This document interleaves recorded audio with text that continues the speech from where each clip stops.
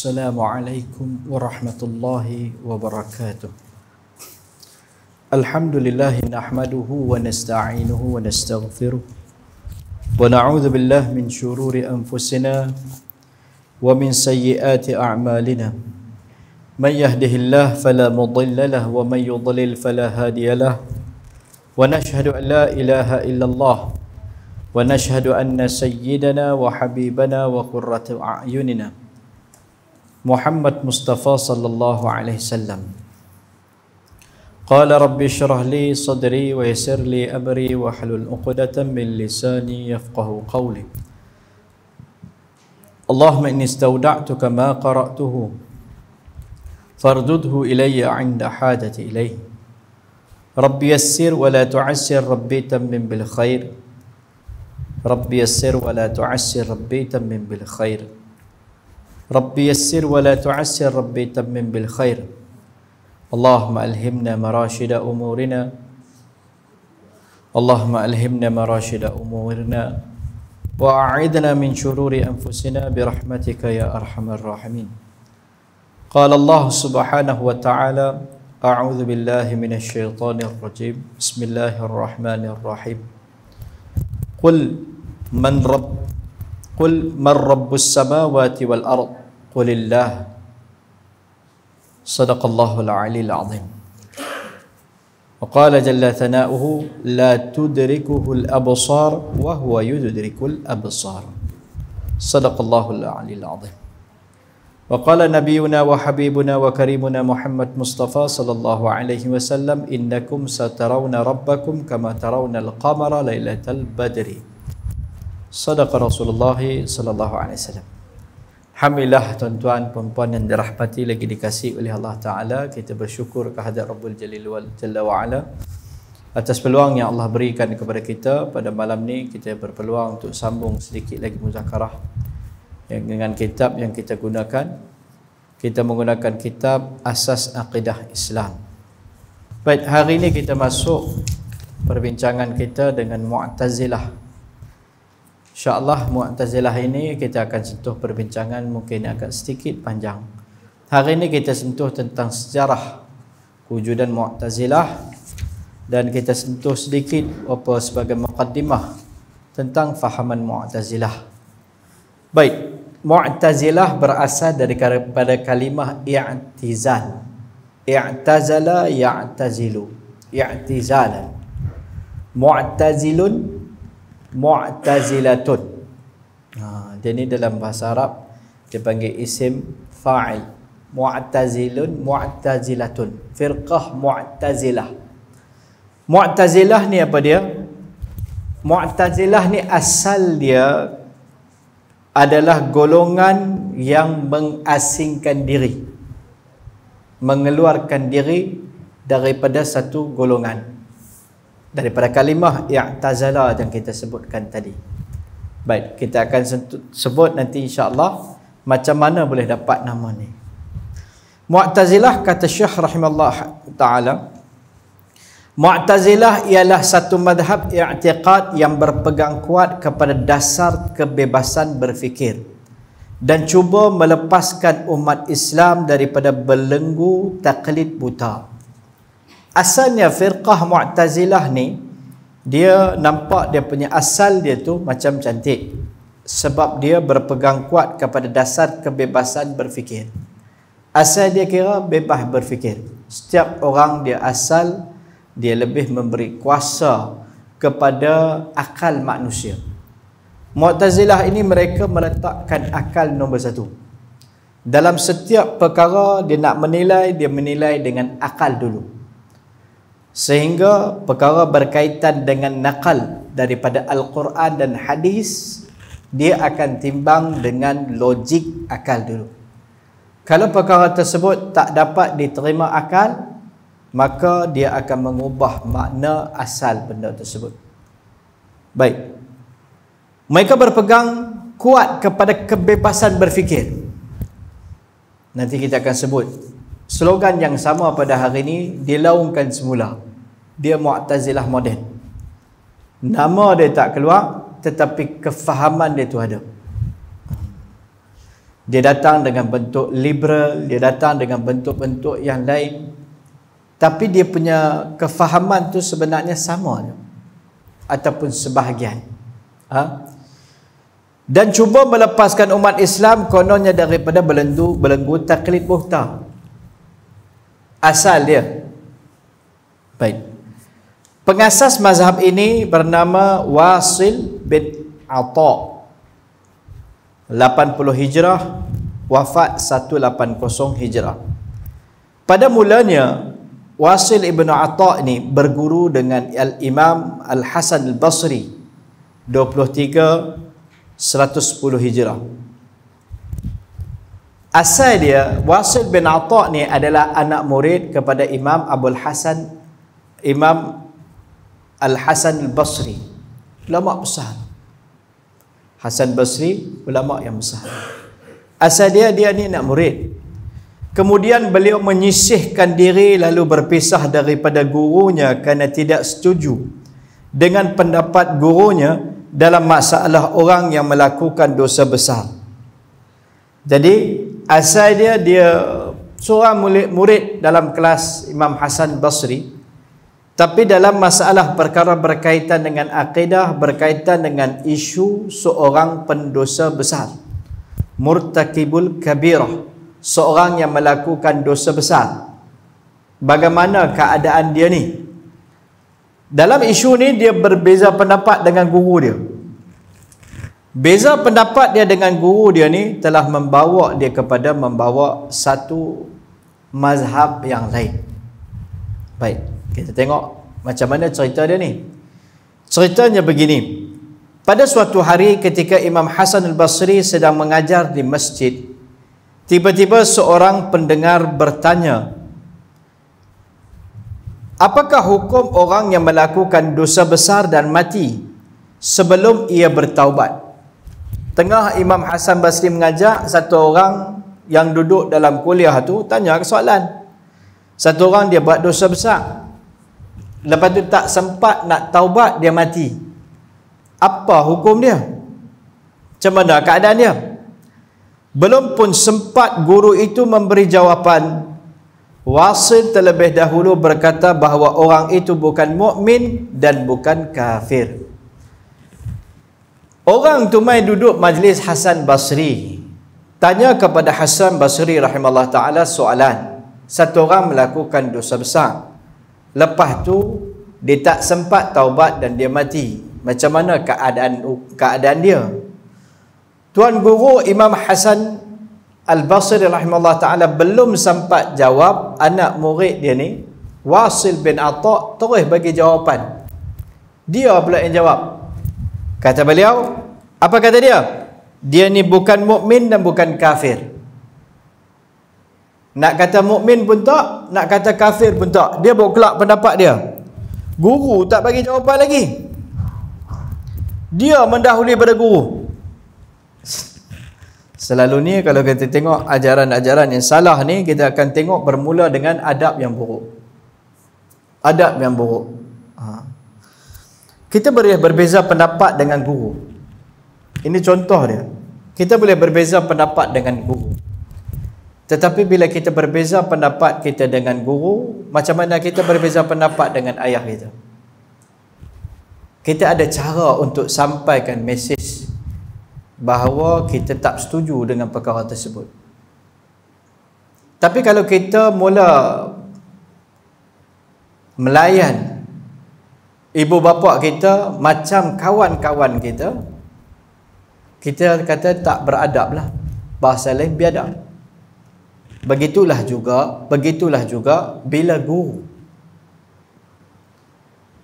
daripada satu sudut dia adalah satu sudut nisbah ilmu adalah ada nisbah ubuwah, seumpama ibu bapa. Min haitsu annahu muallim, Allah menegur sahabat Nabi sallallahu alaihi wasallam, la tarfa'u aswatakum fawqa sautin nabi. Jangan meninggikan suara kamu lebih pada suara Nabi. Sebahagian ulama tarbiyah mengatakan dari sudut apa ni? Min haitsu annahu muallim sallallahu alaihi wasallam. Dari sudut sebagian ulama mengatakan bahawa baginda Nabi adalah muallim, adalah guru. Sebab tu bila kita berbeza pandangan dengan guru, kita ada cara untuk sampaikan kita punya perbezaan pandangan. Contoh, bila kita berbeza pandangan, katalah kata dalam majlis kita tak setuju dengan pandangan tersebut, kita boleh nyatakan kita punya tak setuju tu selepas tamat majlis. Boleh muzakarah dengan guru. Imam-imam terdahulu berlaku perkara macam ni. Imam Malik rahimahullah ta'ala dengan Imam Syafi'i rahimahullah ta'ala berlaku perdebatan. Imam Syafi'i ada pendapat Imam Malik yang beliau tak setuju, dan ada gaya bahasa yang dia gunakan untuk bersama dengan Imam Malik rahimahullah ta'ala dalam perdebatan. Banyak perkara. Kalau sama, Imam Syafi'i dah jadi Maliki. Tapi kalau tak sama, Imam Syafi'i telah mengasas satu mazhab yang lain, Syafi'i. Imam Syafi'i belajar dengan Imam Maliki daripada madrasah Ahlul Hadis, sempat bersama dengan Imam Muhammad ibn Hasan Asy-Syaibani daripada madrasah Ahlul Ra'yi, anak murid kepada Imam Abu Hanifah rahimahullah ta'ala. Jadi Imam Syafi'i rahimahullah ta'ala menjadi ulama yang besar. Beza pandangan itu. Imam Ahmad ibn Hanbal menuntut usul fiqh daripada Imam Syafi'i. Imam Ahmad ibn Hanbal memuji Imam Syafi'i, aku tidak pernah melihat seorang alim seumpama dia. Memuji Imam Syafi'i. Tapi Imam Ahmad ibn Hanbal mempunyai mazhab dia itu sendiri. Bahkan Imam Syafi'i memuji Imam Ahmad ibn Hanbal, aku tidak meninggalkan Iraq melainkan aku meninggalkan satu orang yang alim. Saling beradab antara satu sama lain. Islam tak menutup pintu khilaf, tapi membukanya dengan adab. Dia ada adab dia, dia ada akhlak dia. Dia ada cara dia. Yang hilang pada hari ini adalah adab. Imam Ruwaimi rahimahullah ta'ala mengatakan, ija'ala ilmaka milhan wa adabaka daqiqan.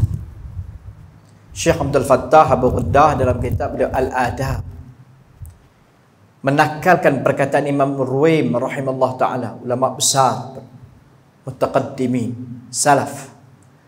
Imam Ruwaimi mengatakan, wahai pelajar, jadikanlah ilmu kamu itu seumpama garam, dan adab kamu menuntut ilmu seumpama tepung. Kita buat cok kodok, tepung kita buat 1 kilo, garam kita buat banyak mana? 3 kilo. Tepung dengan garam tu kita masuk tong sampah. Kalau kita nak buat apa pun, garam mungkin 1 cubit, 2 cubit, 3 cubit, sikit garam. Yang banyak tu tepung.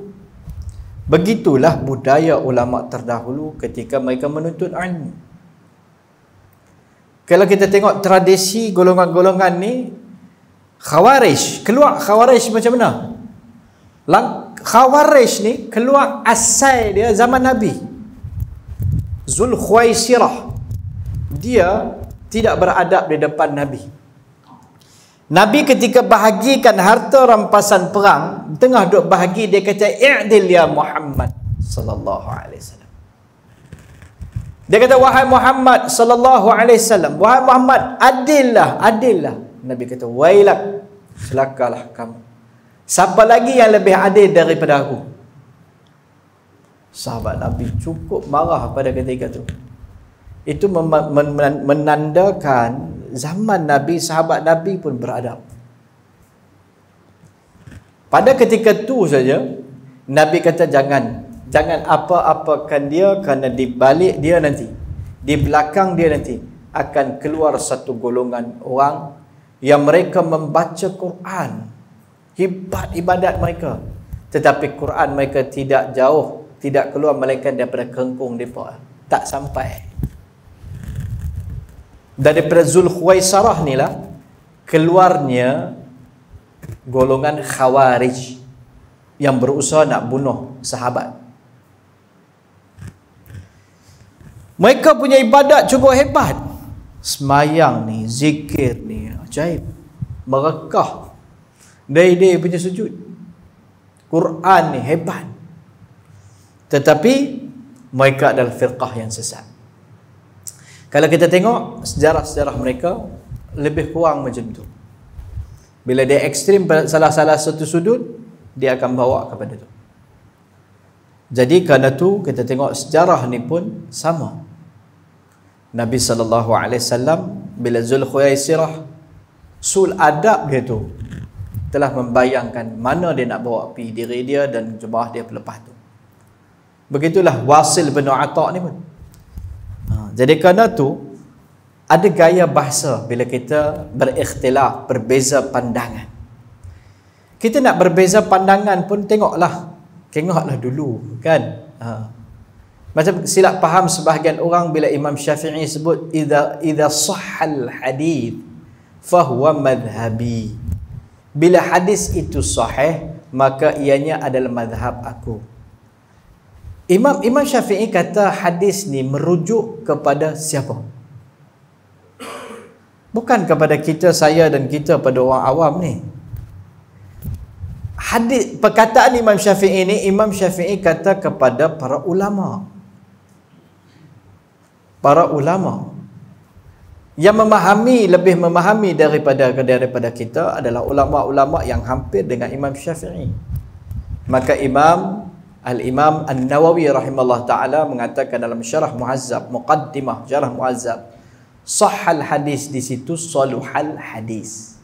Apabila hadis itu makbul, diterima, sesuai. Hadis kita tak terima semata-mata kerana dia sahih. Dia ada banyak proses lagi.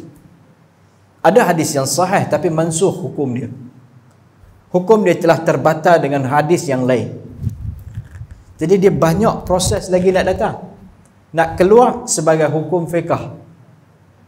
Jadi, tapi kita dimomokkan iza sahhal hadis, kita pun tak tahu proses ni semua tenggelam pada kita macam mana keluar mai hukum. Kita pun maka slogan hadis sahih. Kita tak tahu sebenarnya keluar mai hukum tu ada proses yang panjang. Nabi suruh buat satu benda ni, tapi Nabi suruh tu suruh apa? Suruh wajib ke? Suruh sunat ke? Suruh sekadar saranan ke? Dia melalui proses usul fiqh. Tapi bila disampaikan kepada kita sahhal hadis, kita pun awal-awal tanya hadis sahih tak sahih. Kita pun tak tahu kata hadis tu banyak proses lagi datang nak keluar mai sebagai hukum fiqh. Kerana tu maksud apa yang saya nak masukkan ikhtilaf. Satu orang nak berbeza pandangan, satu orang doktor nak berbeza pandangan dengan doktor, sesuai lah. Attendant pula beza pandangan dengan doktor, bukanlah salah. Betul dia kata awak salah, kami tak boleh nak beza pandangan. Bukan pandangan. Hang attendant hospital, apa kelayakan hang beza pandangan dengan doktor? Oh, jangan merendahkan saya. Bukan merendah, fahamilah kan. Itu yang berlaku kadang-kadang keadaan hari ni. Ada laungan pula pada hari ni datang, ada pula saranan yang cantik di FB, kita mai kuliah, bawa paper, nak check ustaz tu bagi sampai betul itu salah. La haula wala. Check dululah baru panggil. Nak belajar ke mai nak mengajar? Yang tu nazir punya kerja. Ada seruan pula mai apa siapa sarap lah di meja penceramah. Siapa dia? Jadi ini semua merosakkan pandangan masyarakat. Kita nak jatuhkan satu kaum, satu masyarakat, musnahkan sumber rujukan masyarakat itu. Sumber rujukan masyarakat dalam bidang agama siapa dia? Ulama. Musnahkan kredibiliti mereka, maka pada ketika itu umat akan berada dalam keadaan hairan, tak tahu nak pergi tanya kat siapa. Masing-masing akan mengeluarkan pandangan sendiri pada ketika itu. Baca sendiri-sendiri. Pasal ustaz-ustaz semua kita tak boleh percaya lagi. Doktor-doktor semua kita tak boleh nak percaya lah ni. Pasal apa? Kita ada buku farmasi banyak lah ni, kita boleh baca ubat macam-macam. Ada orang buka kedai, buka klinik, dia tak pernah lalui satu proses pengajian, tak ada apa pun. Tapi dia buka klinik. Tapi kita tahu dia banyak baca buku kedoktoran.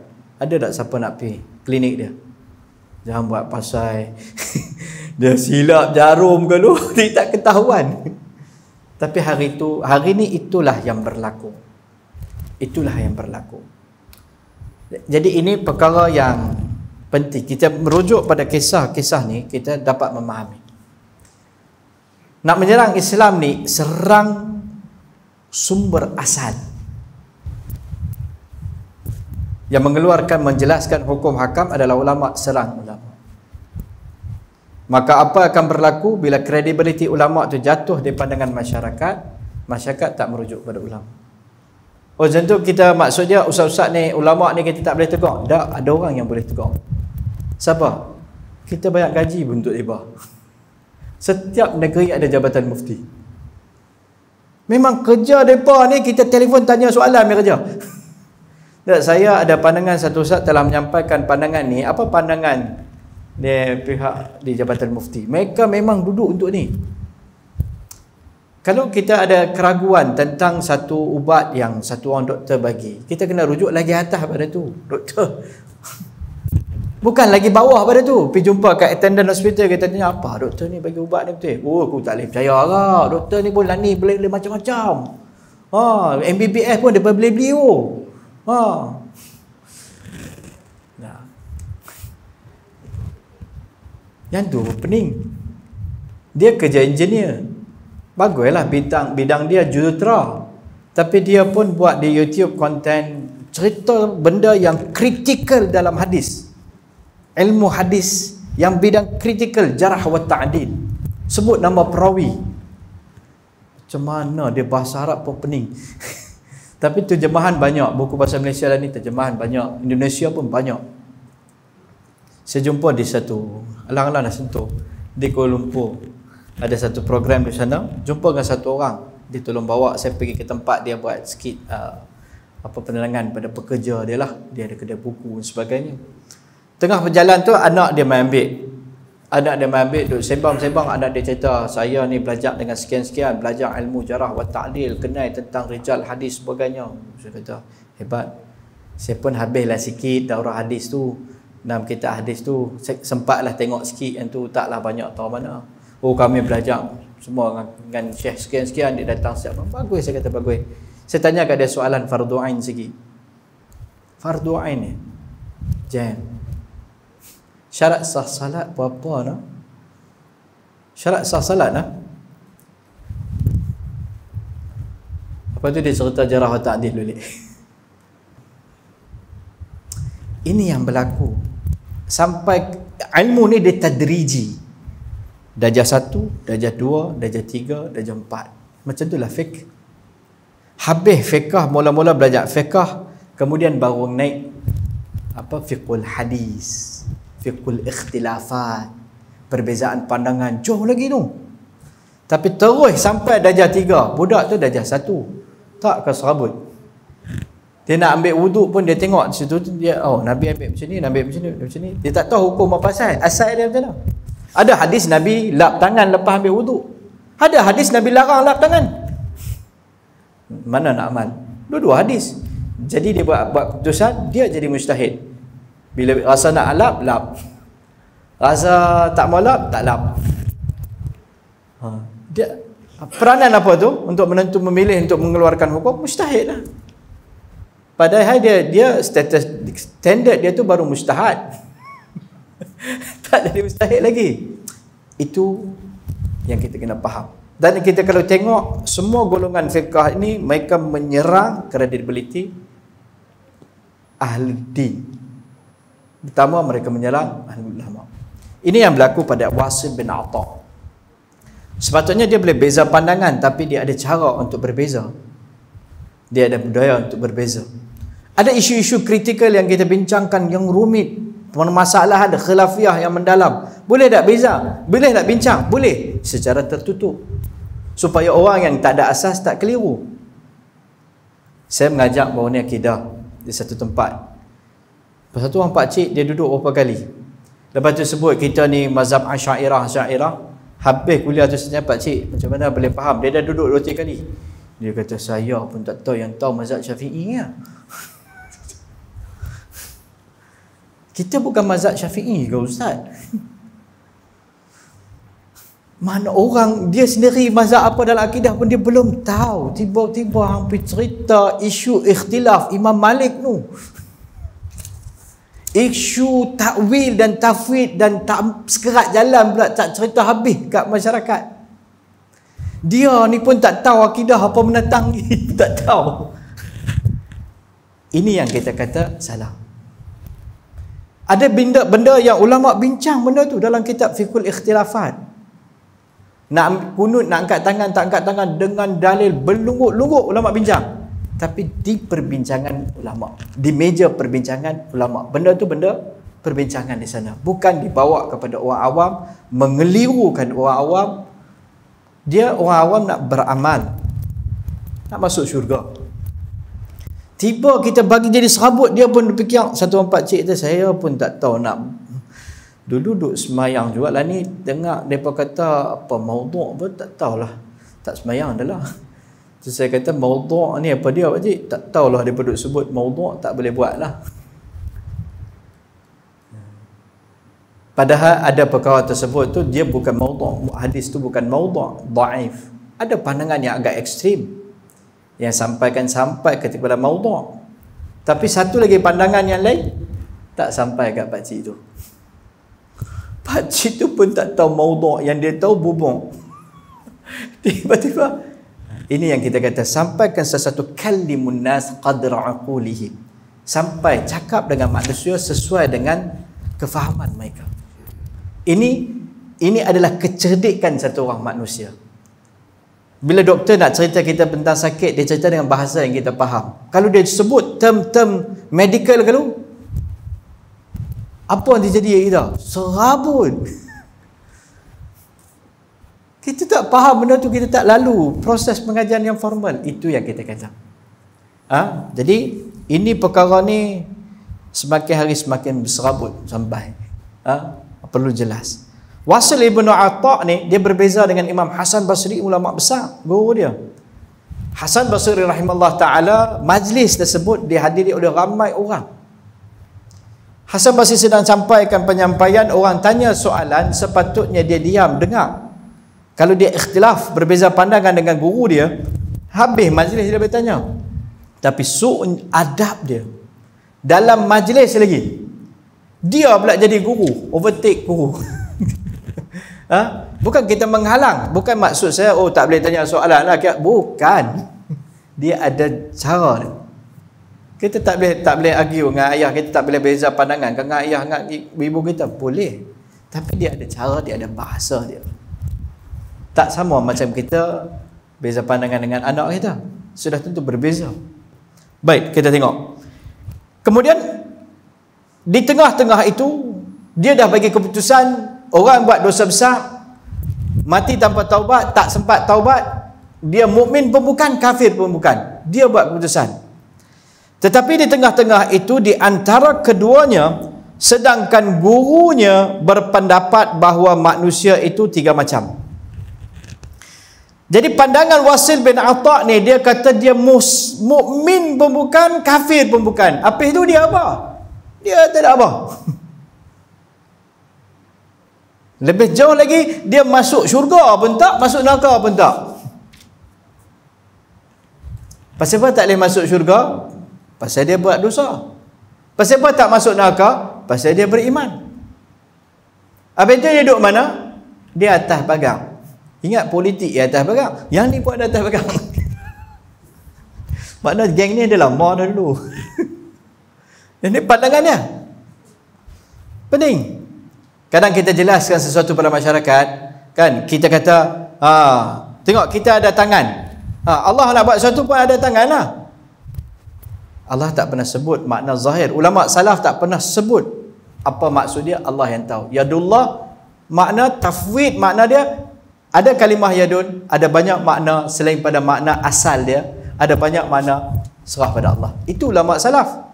Tapi kita nakal pada salaf, kita bubuh makna, takwil itu, meletak makna. Tapi kita kata kita tak takwil. Allah tangan-tangan lah. Kita tahu tangan apa lagi? Tangan kucing ada, tangan orang ada. Tak akan macam-macam serabut kita main. Lepas kalau kita sebut kata ada tangan, kita akan bayang, oh Allah, besar tangan dia besar mana tak tahu. Kita dah letakkan syubhat yang besar pada orang. Tu kita kata, tak boleh tanya, tak boleh tanya. Lah, tak tanya hang kata pula. Kan? Ustaz-ustaz maksum dah tanya, lepas tu bila ni pula hang kata pula tak boleh tanya pula. Ini kekeliruan. Sebab tu dia ada kaedah, dua kaedah. Satu, ulama letak tafwid dalam Ahlus Sunnah wal Jamaah. Makna dia zahir macam ni, makna hakikat tak tahu apa terjemah. Allah yang tahu makna tafwid. Itu tafwid. Ataupun takwil. Takwil apa dia? Memberikan makna tu makna yang sesuai dengan makna tersebut, dengan mensucikan Allah, tanzihullah ta'ala. Dalam ilmu bahasa tak boleh keluar. Yadun ni dalam bahasa ada makna apa? Contoh, kita bagi yang jelas. Yadun ni dalam bahasa, satu ada makna tangan. Selain pada makna tangan, ada makna kuasa, kudrah. Kita dalam bahasa Melayu ada. Kita sebut dalam bahasa Melayu, kita banyak sebut. Jangan takut, hampir buat ya. Aku dia bagi tangan satu. Bagi tangan maksud apa? Kita kerat tangan bagi sebelah. Aku nanti bagi satu tangan ni. Aku nanti ulok ni. Kita duk ulok macam tu lah. Kita belajar di sekolah pun kan, ada perkara yang tersirat, ada yang tersurat kan, kita belajar. Ini ilmu sastra Arab. Dia ada kalimah majazi dalam balaghah tu. Memang kita belajar. Kalau orang lalui pendidikan formal, dia memang belajar apa benda tu, ilmu balaghah. Tapi itulah kan, kadang dia sampai tak habis. Dia kata, oh pasal apa kita bubuh makna? Kenapa kita bubuh makna yang Allah tak bubuh? Itu tanzih, takwil. Tak, yang hang bubuh makna yang Allah tak bubuh, kata Allah Ta'ala kata macam tu. Oh yang tu tak, kita beritahu apa yang Allah Ta'ala beritahu. Allah tak kata pun lagu tu. Ulama salaf pun tafwid diserah, makna kami tak tahu. Itu Imam Malik rahimahullah ta'ala bagi jawapan. Istiwa maklum, kaif majhul. Istiwa diketahui tapi tak tahu kaifat dia. Jadi ini benda yang kita kena faham betul-betul. Wasil ibn Atta' mula dia nak beristihad dalam majlis guru dia. Apa dia kata? Dia duduk tengah-tengah. Syurga pun tak, neraka pun tak. Geng atas pagang. Sedangkan Imam Al-Hasan Basri berpendapat manusia tiga macam ya. Satu, Allah cerita dalam Quran mukmin. Kedua, Allah cerita dalam Quran kafir. Ketiga, Allah cerita dalam Quran al-munafiq. Innal munafiqina fi darkil asfal minan nar. Orang munafik berada di bahagian yang terbawah daripada api neraka Allah Ta'ala. Tiga golongan dia. Dia cuba, ini dia letak akal di depan. Dia cuba fikir, oh kalau beriman tak bolehlah masuk neraka. Kalau dia, tapi dia pula pendosa, tak boleh masuk syurga. Dia letak akal di depan. Sedangkan dalam Quran Allah sebut tiga golongannya. Allah sebut sama ada orang mukmin ataupun orang kafir, ataupun yang tengah orang munafik. Yang ini pun satu hal kok. Allah sebut dalam Quran kafir, clear, kul ya ayyuhal kafirun. Mai pula satu golongan kita tak boleh kata orang kafir kafir. Apa itu nak kata apa? Oh, non muslim. Dah Allah kata kafir, oh tak boleh. Kafir mana apa? Dan kalau orang bukan Islam mengatakan kita kafir daripada agama mereka, salah tak? Tak salah. Pada ayat tingkat mereka. Tapi pada agama kita pula, kita tak boleh kata, ya Allah, pening. Orang tu man boleh marah, pening. Kita ajak akidah dalam kelompok kita tak boleh sebut Allah Esa. Pasal asal agama lain semua dia ada Tuhan tiga. Takkan pening. Macam mana nak ajak akidah agama kita? Kita kena hormat. Macam apa kita nak hormat? Kita tak boleh hina, tapi tak boleh meletakkan sama pluralisme. Dalam Quran Allah larang kita menghina mana-mana agama. Tapi kita dilarang untuk meletakkan lebih tinggi Islam. Wa may yabtaghi ghairal islami dinan falan yuqbala minhu. Jelas. Siapa cari selain pada Islam sebagai agama takkan diterima daripada dia. Yang ini pun masalah kekeliruan yang berlaku. Jadi Wasil Ibnu Atta setelah berlaku persisian faham tersebut dengan Imam Hasan Al-Basri, dia tak merujuk guru dia lepas tu satu perbincangan. Sul adab dia boleh dilihat daripada ni. Lahirnya firqah yang sesat. Oh, anda beza pandangan. Tak apa, habis majlis jumpa guru, bincang balik. Tak. Bila dia dah biadab dalam majlis tersebut di depan, di dalam majma', dalam satu majma' yang besar, kumpulan yang besar dengan guru dia, maka Imam Hasan Al-Basri rahimahullah ta'ala menghalaunya daripada majlis tersebut dan tidak membenarkan dia mengikuti lagi pengajaran tersebut sambil berkata Wasil telah mengasingkan diri, al-i'tizal. Dia mengatakan bahawa Wasil telah i'tizal daripada kita. I'tizal inilah kita sebut mengasingkan diri daripada kita. Sebab dia tegas tentang pandangan guru dia tu. Maka daripada perkataan inilah diambil sebagai Mu'tazilah yang nama golongan itu. Selepas itu Wasil terus membuat pengajarannya sendiri dan mendapat pengikutnya yang ramai. Lepas daripada tu dia tak merujuk, tak berusaha untuk memperbaiki ke, datang untuk semula untuk merujuk, tak. Dia degil dengan pandangan dia dan dia keluar daripada majlis Hasan Al-Basri.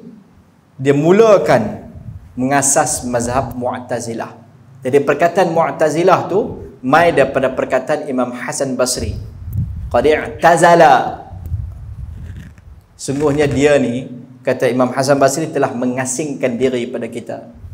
Mengasingkan diri itu dia ambil i'tazala itulah jadi Mu'tazilah, orang yang mengasingkan, jemaah yang mengasingkan diri daripada orang ramai. Yang itulah asal Mu'tazilah. Lepas tu apa yang berlaku? Maka dia mengembangkan pandangan dia daripada asal isu dia kecil tu ya. Kemudian dia makin berkembang setelah dia mendapat pengikut. Lepas tu ada geng dia pula. Mendapat pengikut dia, akhirnya pandangan dia tu telah mendapat banyak pengikut dan berkembang menjadi satu jemaah fahaman Mu'tazilah. Mereka ni macam kita sebut tadi, dia peletak akal. Dalam Quran ada apa? 3 golongan. Kafir, Muslim, Mukmin dengan munafik. Tapi dia tak terima yang tu. Sebab dia kata, akal aku kata, kalau orang buat dosa, dia bukan Muslim. Orang Muslim tak buat dosa. Lepas tu dia kalau bukan Muslim, dia apa? Kafir. Tak, kafir juga. Habis tu, atas pagar, kita sebut tadi lah. Dia mendepankan akal. Dia letakkan akal semata-mata sebagai neraca. Kita tak menolak akal dalam Asy'ariyah. Kita tak menolak akal, tetapi kita meletakkan nakal di depan. Kita menggunakan akal untuk memahami nakal. Tengok, fahaman Mu'tazilah ni antara fahaman mereka. Tuhan tidak bersifat dengan mana-mana sifat, bahkan segala-galanya dengan zatnya sahaja. Pada pandangan mereka, Tuhan ni tak bersifat dengan apa-apa sifat. Keempat yang kita duk bincang ni semua, Tuhan tak bersifat dengan sifat-sifat tersebut. Dia pada pandangan mereka segala-galanya dengan zat dia. Yang ni pun kita kena faham. Baik, kita kadang orang kurang faham, menakalkan mazhab Asy'ariyah, tapi dia sendiri tak faham mazhab tu Asy'ariyah. Dalam mazhab kita Asy'ariyah, kita bukan kata belajar 20 sifat. Tak pernah ada pun. 20 sifat ni sekurang-kurangnya, seminima mungkin untuk memahami siapa dia Allah. Dan di balik itu semua dia ada dalil dia semua. Macam mana kita nak mengenal Allah? Sekurang-kurangnya kena tahu 20 sifat ni. Dah dalam Asmaul Husna pun dah ada 99 dah. Betul. 99 tu kalau Kalaulah 99 tu kita tengok semua 99 tu boleh dikembalikan pada 20 ni.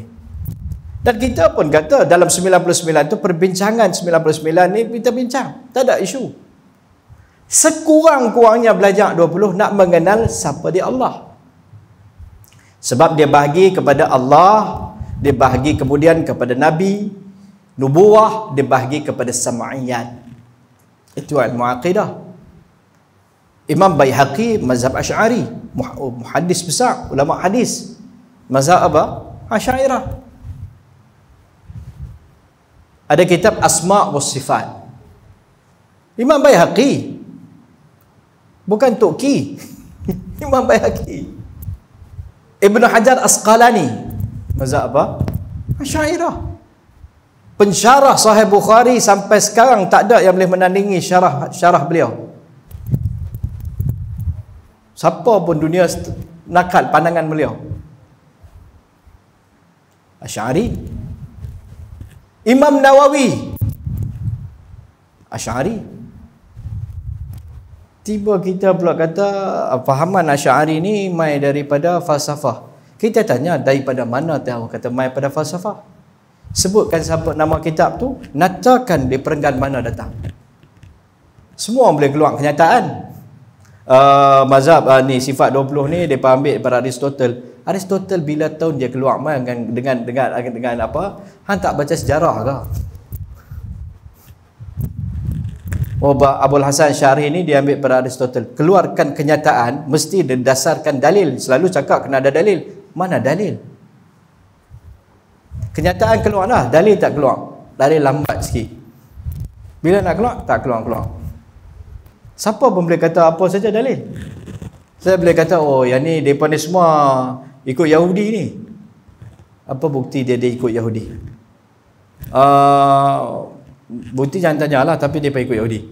Apa ni orang? Ingat sembang kari kedai mamak. Han cakap isu ilmiah, amanah. Bila melaparkan satu tuduhan, mesti kena datangkan hujjah. Sebab Imam Al-Hafiz Zubaidi rahimahullah ta'ala dalam syarah bagi Ihya Ulumuddin menyatakan iza utliqa bi ahli sunnah, kalau disebutkan secara mutlak ahlu sunnah, mereka adalah Maturidiyah ataupun Asy'ariyah. Dan tak ada. Satu lagi golongan Hanabilah dipanggil Athariyah, yang tak takwil ijmal, tak buat takwil. Terserah habis pada Allah Ta'ala. Tiba-tiba bila kita dakwah macam ni, dia keluar kenyataan tanpa hujjah. Sawadul A'zam umat Islam hari ni dunia 90% lebih sama ada Maturidiyah ataupun Asy'ariyah. 90%. Itulah Syiah ni semua ajaran sesat lah. Macam mana kita nak bagi sesat? Ramai pelungguk ulama ni sesat satu dunia ni. Besar kan dakwaan tu. Jadi kerana tu kita kena berhati-hati. Berhati-hati. Bila menerima satu kenyataan, kita jangan bulat. Senang kita nak terima. Oh, saya tak clear benda ni. Tu saya sebut tadi. Jabatan Mufti juga dah. Memang kerja mereka untuk kerja mereka, memang kerja mereka tu. Saya nak tanya, ni macam mana ni? Sifat 20 ni sesat kan? Macam mana? Daripada Aristotle kan? Keluarkan kenyataan. Mereka akan keluarkan kenyataan dengan hujjah. Dengan dalil. Bila keluar macam ni lah ni kan, yang keluar dia ada perbahasan dan dia keluarkan dengan hujah. Itu amanah ilmu.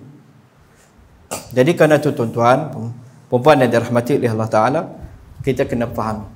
Tapi selalunya ajaran sesat ni dia kunci tang mana? Mula-mula sekali dia serang, macam kita sebut tadi lah, serang sumber hukum tu keluar.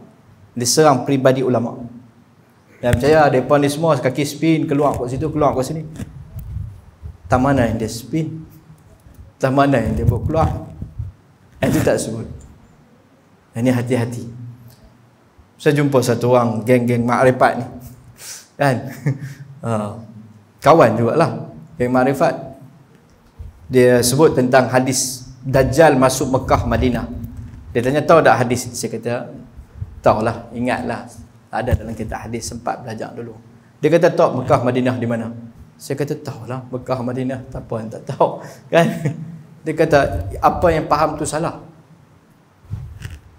Habis tu macam mana yang betul? Mekah Madinah ni Mekah, sini Madinah. Okey. Tu saya kata, okey. Boleh tak bagi sumber macam mana boleh kata lagu tu? Bila dakwah satu kenyataan bawa keluar, naklah hujah, naklah juga aku ni jai-jai ni tengok kitab mana tentang tu. Apa hujah tu? Dia yang ni dia bukan daripada kitab. Guru kami ni dapat terus daripada Allah. Habis jam. Kata kalau dapat daripada Allah, dia jadi nabi akhir zaman daripada akhir zaman tu. Oh, tak boleh kata lagu tu. Pening ya? Syariat baru dah tu. Yang dapat direct pada Allah Ta'ala, Nabi. Allah bagi wahyu tu pun perantaraan Jibril AS. Kalau direct lagi dahsyat lah kan. Jibril AS tak turun, dia dapat direct tu. Allahu Rabbi. Mereka kunci macam mana? Bila cakap dengan dia panjang sikit dalam tak jelas dia kata, guru kami dah bagi tahu dah, jangan cakap dengan ustaz-ustaz biasa ni, mereka tak faham. Ustaz-ustaz pejabat agama ni semua mereka tak ada ilmu. Habis tu mereka belajar apa? Mereka ni semua tak faham. Yang ni benda mereka tak boleh faham. Hampa kalau dengar mereka cakap, diam ya. Mereka tak boleh faham sebab ilmu mereka tak sampai. Tu saya katalah tinggilah nak hampa belajar. Tinggi mana? Ini bahaya. Mana-mana firqah yang batilah ni, dia nanti kunci di mula-mula sini. Tanya siapa pun tak faham. Ataupun segolongan ni semua yang ramai ni, mereka ni tak tahu. Kita. Awal-awal dia dah rosakkan pemikiran dulu. Dia serang di situ. Jadi kita kena hati-hati. Pahaman Mu'tazilah ni kita cerita, kita akan ulas nanti insya-Allah, kita akan relatekan isu semasa ni. Hari ni dia keluar balik. Nama dia tak ada. Dia main dengan label-label yang lain. Antara je liberalisme yang mereka bawa. Semua letak akal. Tak kena dengan akal ni, tak kena. Maka dia mempertikaikan Islam. Tapi dia tak kata dia bukan Islam. Dia kata dia Islam. Dia berbola sikit, moderate, Muslim. Kan?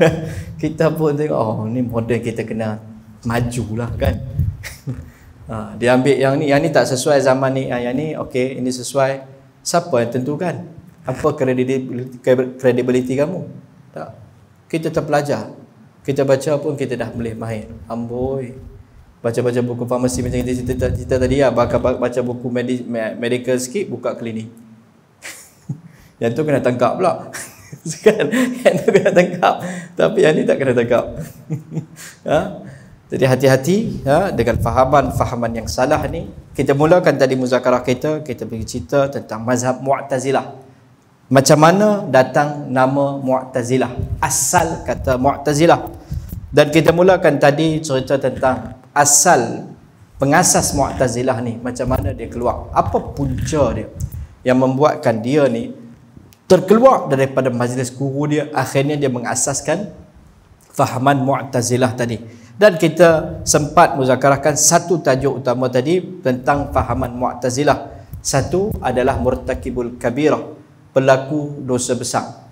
Pada pahaman mereka, dia ni bukan mukmin yang layak untuk masuk syurga, dan dia bukan kafir yang masuk ke dalam neraka. Ini adalah fahaman, antara fahaman salah mereka, fahaman yang mereka bawa. Yang kedua, mereka ni antara pahaman mereka, Tuhan tidak bersifat dengan mana-mana sifat, bahkan segala-galanya dengan zatnya sahaja. Ini adalah antara fahaman yang salah yang dibawa oleh Mu'tazilah. Jadi apa yang kita sempat simpulkan pada hari ini, Islam adalah satu agama yang bukan menolak hujah akal. Kita tak tolak fungsi akal, sebab Allah sebut dalam Quran cukup banyak. Tetapi mesti dipandu oleh nakal daripada Al-Quran dan hadis, mesti dipandu oleh nakal. Dan kita pada hari ini pun nak berdepan dengan golongan-golongan firqah batilah pada hari ini yang sesat pun, kita perlu menggunakan akal, tetapi tidaklah sampai akal mengatasi nakal. Nakal bermakna sumber daripada Al-Quran dan hadis. Inilah zillah yang berlaku, ketergelinciran yang berlaku kepada golongan Mu'tazilah. Mereka ni dah letakkan akal di depan. Kerana nak melayan soalan-soalan golongan kufar pada zaman tu, dia gunakan akal sehingga dia menukar makna-makna yang ada di dalam Al-Quran dan hadis daripada nakal. Semoga Allah Ta'ala memberikan kepada saya dan kita sama-sama kefahaman baik dan betul. Allah membimbing kita kepada kefahaman baik dan betul. Allah Ta'ala memberi taufik kepada kita untuk memahami agama ni seperti yang dikehendaki oleh Allah Ta'ala, beramal dengan agama ni, dan kita mendapat syurga Allah Ta'ala setelah kita tinggalkan alam di dunia ni dengan keadaan keridaan Allah dan Rasul, insyaAllah. Allahumma lakal hamdu kulluh wa lakal syukru kulluh ya Rabbal Alamin. Allahumma salli wa sallim ala habibina wa qurrati a'yunina Muhammad Mustafa sallallahu alaihi wasallam. Jazallahu anna Muhammadan sallallahu alaihi wasallam wa ahluh. Rabbana zalamna anfusana wa illam taghfir lana wa tarhamna lanakunanna minal khasirin. Allahumma atina anfusana taqwaha fa anta khair man zakkaha anta waliyuha wa maulaha. Allahumma aslih sya'nana kullaha ya rabbal alamin. Sallallahu ala Muhammadin subhana rabbika rabbil izzati amma yasifun wa salamun alal mursalin walhamdulillahi rabbil alamin. Assalamualaikum warahmatullahi wabarakatuh. Sebarang salah silap dalam penyampaian saya, jutaan kemaafan dipohon kepada tuan-tuan dan puan-puan, insya-Allah.